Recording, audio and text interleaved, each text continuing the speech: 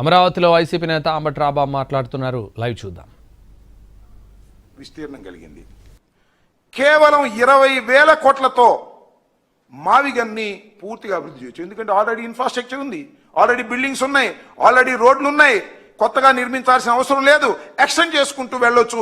కేవలం 20,000 కోట్లతో మాత్రమే మావిగన్ నిర్మాణాన్ని పూర్తి చేసేటటువంటి అవకాశం ఉన్నది. మరి అక్కడ అమరావతిలో కేవలం మౌలిక సదుపాయాల కంటే నీరు, విద్యుత్తు, డ్రైనేజీ 2 లక్షల కోట్లు ఖర్చు పెట్టాలి. ఏంటిది నాకు అర్థం కాలేదు.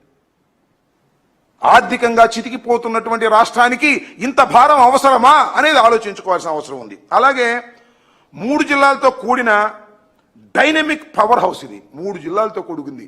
మచిలీపట్నం, ఎన్టీఆర్, గుంటూరు 3 జిల్లాలతో కూడుకున్నటువంటి డైనమిక్ పవర్ హౌస్ లాంటిది ఈ మావిగన్ అనేది.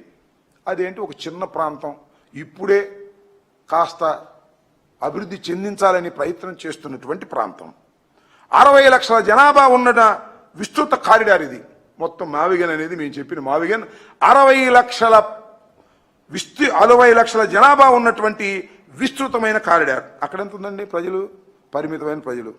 కట్టాలి, రోడ్లు వేయాలి, బిల్డింగులు కట్టాలి, ఇక్కడి నుంచి అక్కడికి వెళ్ళాలి. అది ఎప్పుడు జరిగిద్దో ఎవరికి తెలియదు. విస్తరించిన అభివృద్ధి మోడల్ ఇది. ఏది? మావిగన్ అనేది. ఈ కేంద్రీకృతమైన రాజధాని మోడల్ ఇది. ఇప్పటికే నిరూపితమైన పట్టణ శక్తి మోడల్ ఇది. ఏది? మావిగన్ అనేది. ఇది కేవలం గ్రీన్ ఫీల్డ్ మోడల్. అంటే కొత్తగా రోడ్లు వేయటం, కొత్తగా పునాదులు తీయటం, ఈ గ్రీన్ ఫీల్డ్కి సంబంధించినటువంటి అంశం. అలాగే తక్కువ రిస్క్తో రెడీగా ఉన్న అభివృద్ధి ఎకో సిస్టమ్. ఈ మావిగన్ అనేది 3 చెప్పిన దానిలో తక్కువ రిస్క్, ఎక్కువ రిస్కే లేదు. ఆల్రెడీ ఇన్ఫ్రాస్ట్రక్చర్ రెడీ అయి ఉంది, ఎకో సిస్టమ్ రెడీ అయి ఉంది. ఇక్కడేంటి? ఖరీదైన రిస్క్ ప్రాజెక్ట్ 2 లక్షల కోట్లు పెడితే ఏమైందో తెలియదు. నాకు మళ్ళా గుర్తొస్తుంది ఆ రామచంద్రయ్య గారు చెప్పింది.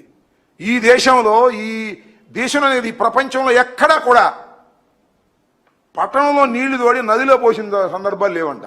ఇది ఒక్కటే అమరావతిలోనే.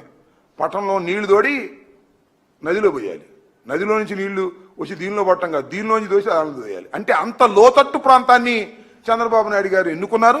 దానికి కారణం ఆయన స్వార్థ ప్రయోజనాలు తప్ప మరొకటి కాదు. అలాగే నిరంతరం అభివృద్ధి చెందేటటువంటి ప్రాంతం ఇది.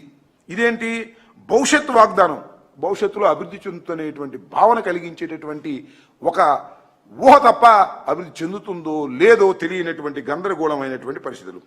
అనేక నగరాలతో ఆదాయం అందించే మోడల్ ఇది. అనేక రకాలతో ఆదాయాన్ని అందించే మోడలు ఇది. అమరావతి నగరంపైనే ఆధారపడి, కేవలం అమరావతి నగరం మీదే ఆధారపడి, అది కూడా లేదు ఇందాక నేను చెప్పినట్టుగా. కానీ ఇవి 3 నగరాలు. ఈ 3 నగరాలు కూడా ఎలా ఉన్నాయి? ఇప్పటికే రాష్ట్ర ఆర్థిక వ్యవస్థలో 16% భాగస్వామ్యం ఉంది ఈ 3 పట్టణాల్లో ఆదాయం. భవిష్యత్తు అభివృద్ధిపై ఇక్కడ ఆదాయం ఏంటంటే భవిష్యత్తు అభివృద్ధిపై ఆధారపడవలసినటువంటి పరిస్థితి. సమగ్ర లాజిస్టిక్స్ ఆధారిత రాజధాని ప్రాంతం ఇది. ఏది? మావిగన్. ఇది మాత్రం పరిమిత పాలనా కేంద్రం మాత్రమే.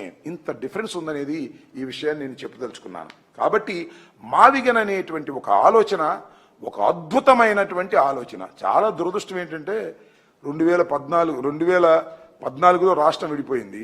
ఇప్పటి వరకు పరిపూర్ణమైన రాజధాని లేనటువంటి దౌర్భాగ్యమైన పరిస్థితికి ఆంధ్ర రాష్ట్రం వచ్చిందంటే దానికి 100% కారణం చంద్రబాబు నాయుడు గారి తప్పిదాలు. ఆయన ఏదో చాలా పరిపాలనాధ్యక్షుడని ఆయన ఎన్నుకుంటే ఆయన అమరావతి లాంటి గ్రీన్ ఫీల్డ్ మోడల్ని తీసుకురావాలని తాపత్రయపడి పెట్టి ఫెయిల్ అయిపోతున్నటువంటి సందర్భం.